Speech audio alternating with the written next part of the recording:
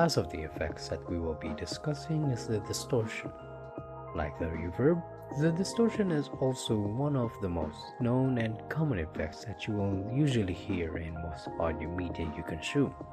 Aside from that, the distortion also takes principles from the previous effects we've discussed, so you'll probably get the gist of how the effect works easily. To start off, the main goal of distortions is to add harmonics to a sound.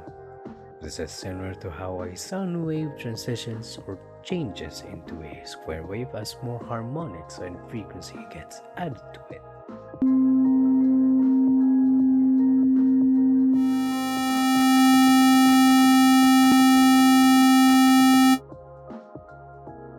Technically, you could say square or triangle waves are just basically sine waves with some form of distortion applied to it.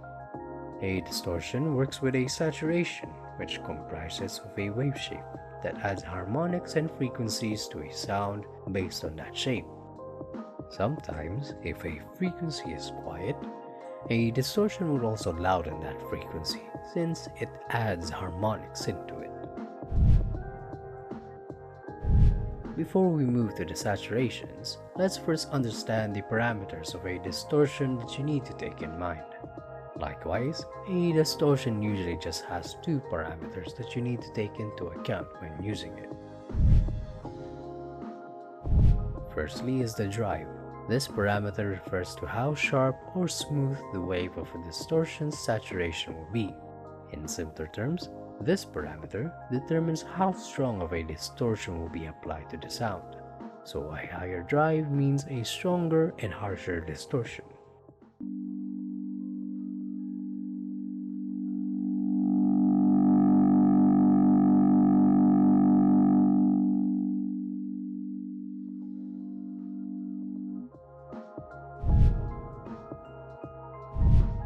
And then the second parameter is just the usual mix or dry wet parameter, which of course just indicates how much of the effect and the original sound will be heard in the mix.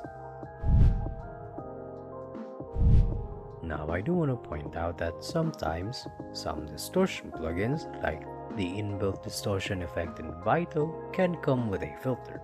This filter acts the same as the filters of the previous effects we've discussed, as this filter will affect the distortion effect itself, not the original sound.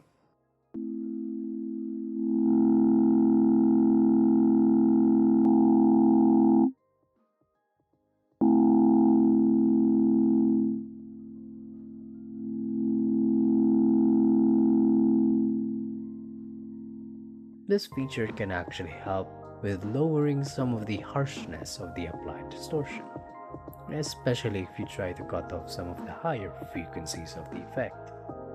That is simply the parameters you need to take in mind when dealing with distortions. Now, let's get on with the different kinds of saturations or wave shapes of a distortion.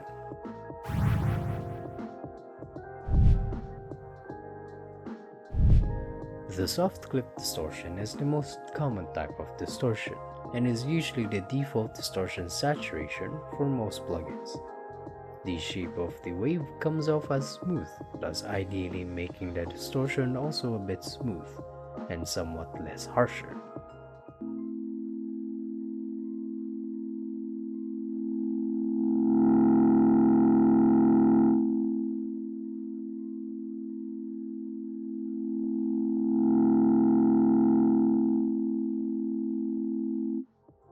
This distortion type is typically the most basic one there is, along with a hard clip distortion.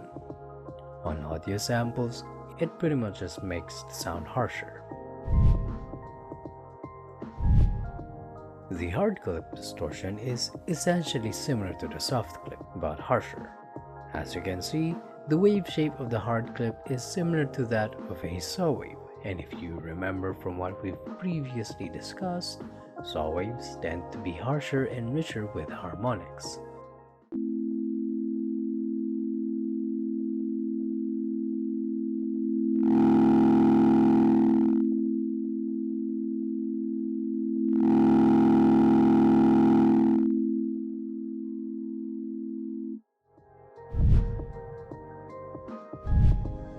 linear fold distortions are dictated by a series of straight linear waves, which creates a pattern of triangle waves. Unlike the previous two, the linear fold is actually more aggressive due to it having more movement as you increase the drive.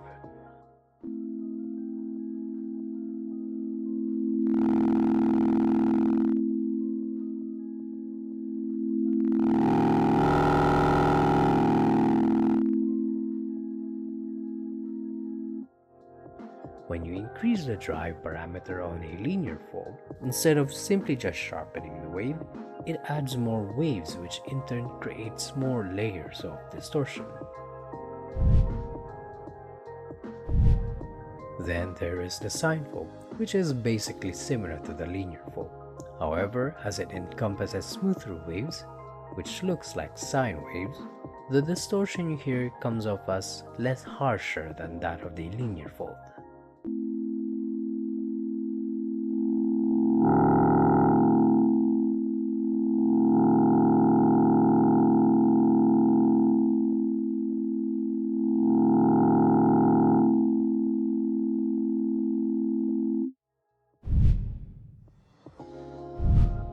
Now we have the asymmetrical wave shapes. Now this is basically the goal of wave shaper plugins, which is a type of distortion. The goal of a wave shaper is to create distortions wave freely. Of course, you can create wave shapes similar to the previous saturations we've discussed, and it will apply exactly that kind of distortion. What makes a wave shaper unique is the benefit of having freely made shapes. By default, Vital does not have a wave shaper. Instead, it has predetermined wave shapes, which are the ones we've discussed earlier. Fortunately, FL Studio has a stock effect plugin literally called Wave Shaper, and it does exactly that. Since we can pretty much make any kind of wave, we can have the option to make asymmetrical wave shapes, which can create unique kinds of distortions. Aside from the aforementioned saturation types, there is technically one more commonly used distortion type known as bit crushers. Bit crushers, however, act somewhat differently than the other distortion types. Basically, the goal of a bit crusher is to lower or worsen an audio's hertz or quality. By default, any audio editing software operates on 44,100 Hz, which is basically how far the human ear can hear. Bit crushers lower that number and ultimately worsens the audio quality.